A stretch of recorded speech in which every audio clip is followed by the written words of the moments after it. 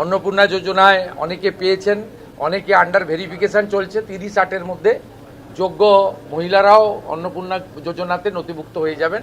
নমস্কার। আপনারা যদি অন্নপূর্ণা ভাণ্ডার প্রকল্পে আবেদন করে থাকেন এবং দীর্ঘদিন থেকে যদি টাকার জন্য অপেক্ষা করে থাকেন, তবে আজকের ভিডিওটি আপনাদের জন্য ভীষণই গুরুত্বপূর্ণ। অনেকে দীর্ঘদিন থেকে অপেক্ষা করছিলেন যে কারো স্ট্যাটাসে দেখতে পাচ্ছিলেন আন্ডার ইনকোয়ারি, কারো দেখাচ্ছিল আন্ডার প্রসেস, আবার কারো দেখাচ্ছিল শুধুমাত্র অ্যাপ্লিকেশন সাবমিটেড। কিন্তু এখনও পর্যন্ত আপনাদের কারোরই ব্যাংক অ্যাকাউন্টে অন্নপূর্ণা ভাণ্ডারের 3,000 টাকা এসে পৌঁছায়নি। আজকের এই ভিডিওতে আপনাদের জন্য রয়েছে একটি বিরাট বড় খুশির খবর। রাজ্য সরকারের তরফ থেকে এই স্ট্যাটাসগুলোতে বড় পরিবর্তন আনা হচ্ছে এবং আগস্ট মাসে সরাসরি আপনাদের ব্যাংক অ্যাকাউন্টে 3,000 টাকা দেওয়া হবে। কারা কারা সরাসরি এই 3,000 টাকা আপনাদের ব্যাংক অ্যাকাউন্টে পাবেন, সেই নিয়ে মুখ্যমন্ত্রী একটা বিশাল ঘোষণা কিন্তু করেছেন। সেই অফিসিয়াল আপডেট আমাদের সামনে চলে এসেছে, আপনাদের সামনে সেটি উপস্থাপন করব। পুরো বিষয়টি বিস্তারিত জানতে ভিডিওটি একদম শেষ পর্যন্ত মনোযোগ সহকারে দেখুন, কারণ আজকের এই ভিডিওটির শেষ পয়েন্টটি আপনার জন্য খুবই গুরুত্বপূর্ণ। আর আপনি যদি আমাদের চ্যানেলে নতুন হয়ে থাকেন, তবে এক্ষুনি চ্যানেলটি সাবস্ক্রাইব করে পাশে থাকা বেল আইকনটি প্রেস করে রাখুন। আর ফেসবুক থেকে দেখলে চ্যানেলটি বা পেজটি ফলো করে পাশে থাকুন। অন্নপূর্ণা ভাণ্ডার প্রকল্পের আবেদনপত্রের স্ট্যাটাসে এখন বিরাট পরিবর্তন লক্ষ্য করা যাচ্ছে। আপনারা যদি আজই আপনাদের অন্নপূর্ণা ভাণ্ডার অ্যাকাউন্টের স্ট্যাটাস চেক করেন, তবে দেখতে পাবেন যাদের স্ট্যাটাস এতদিন ধরে আন্ডার ইনকোয়ারি বা আন্ডার প্রসেস বা অ্যাপ্লিকেশন সাবমিটেডে আটকে ছিল, সেগুলোকে সরাসরি অ্যাপ্রুভ করে দেওয়া হচ্ছে। আপনার অ্যাপ্লিকেশন স্ট্যাটাস যদি এখন অ্যাপ্রুভ দেখায়, তবে আপনি নিশ্চিত থাকুন খুব শীঘ্রই আপনার ব্যাংক অ্যাকাউন্টে টাকা ক্রেডিট হতে চলেছে। তবে এর সাথে আপনার ব্যাংক অ্যাকাউন্টের সাথে আধার কার্ডের ডিবিটি লিঙ্ক চালু থাকতে হবে এবং আপনার আধার, ভোটার এবং ব্যাংক অ্যাকাউন্টের নামের কোনো ভুল থাকা কিন্তু চলবে না। এই সমস্ত জায়গায় একই রকম যেন থাকে, না হলে কিন্তু সরকার থেকে যখন টাকা পাঠানো হবে, সেই টাকা পাঠানোর সময় কিন্তু পেমেন্ট ফেল হয়ে যেতে পারে। অনেকের মনে প্রশ্ন জাগতে পারে, আমাদের এলাকা থেকে পঞ্চায়েত, ব্লক বা পৌরসভা অফিস থেকে কেন ভেরিফিকেশনের জন্য ডাকা হচ্ছে, বা বিএলও, আশাকর্মী ও অঙ্গনারী কর্মীরা বাড়ি বাড়ি কেন যাচ্ছেন।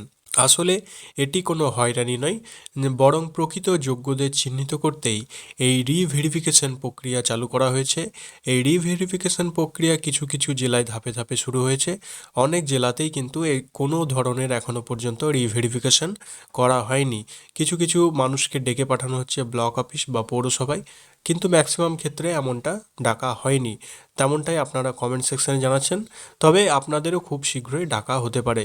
রাজ্য সরকারের তরফ থেকে স্থানীয় বিধায়কদেরও কিন্তু কড়া নির্দেশ দেওয়া হয়েছে, যাতে আগামী 9 থেকে 10 দিনের মধ্যে, অর্থাৎ আগস্ট মাসের প্রথম সপ্তাহের মধ্যে পুরো ভেরিফিকেশনের কাজ সম্পন্ন করে যেন আগস্ট মাসে যোগ্য উপভোক্তাদের টাকা পাঠানো হয়। আপনারা গতকাল দেখেছেন মুখ্যমন্ত্রী শুভেন্দু অধিকারী মহাশয় এই বিষয়ে কিন্তু একটা বিবৃতি জারি করেছেন।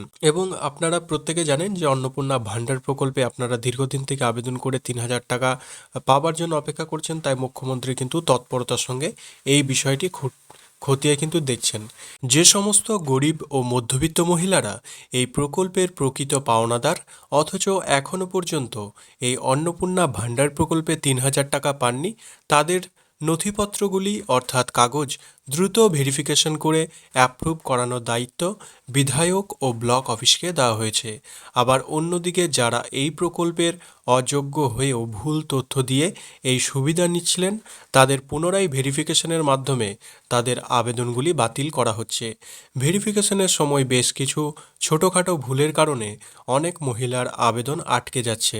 অনেকে ফর্ম ফিল আপ করার সময় পুরনো ভোটার কার্ডের নম্বর ব্যবহার করেছেন, কিন্তু নতুন ভোটার তালিকায় নাম্বারটি ডিজিটাল হয়ে গেছে। যদি ভেরিফিকেশনে এই সমস্যা হয়, তবে নতুন ফাইনাল ভোটার লিস্ট বা ভোট দেওয়ার যে স্লিপ থেকে আপনার নতুন ডিজিটাল এপিক নম্বর, সেটি দেখিয়ে রিভেরিফিকেশন সম্পূর্ণ আপনারা করে নিন।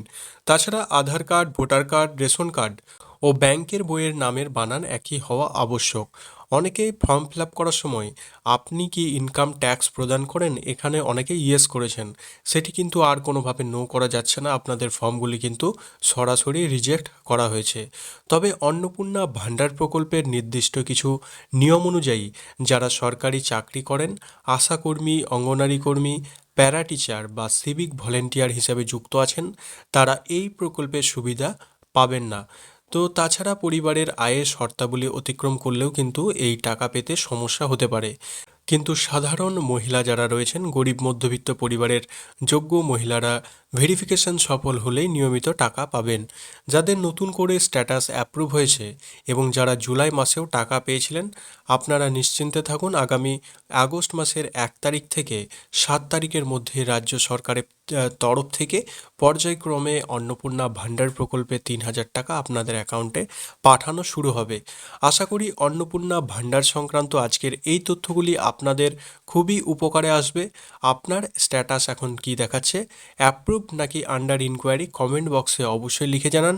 ভিডিওটি ভালো লাগলে অবশ্যই একটি লাইক করবেন এবং ফেসবুক থেকে দেখলে চ্যানেলটি অবশ্যই ফলো করে রাখবেন।